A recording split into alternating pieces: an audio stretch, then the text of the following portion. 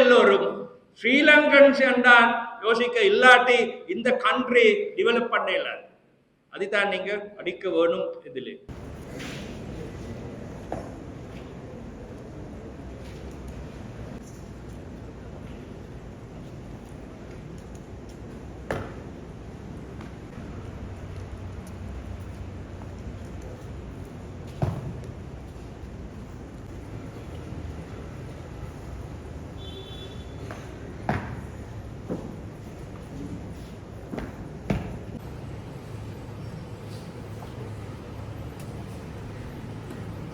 Thank you, dear sir.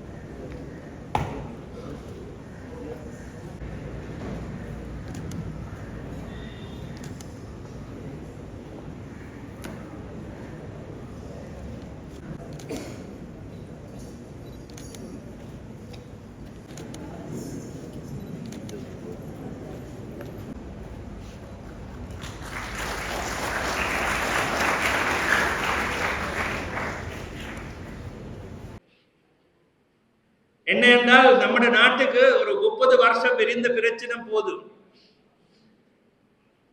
நாங்க தமிழாக்கள், சிங்களாக்கள், முஸ்லிமாக்கள் என்றா யோசிக்க இருந்தால் அது பரவாயில்லை, அதை ரெஸ்பெக்ட் பண்ண வேண்டும்.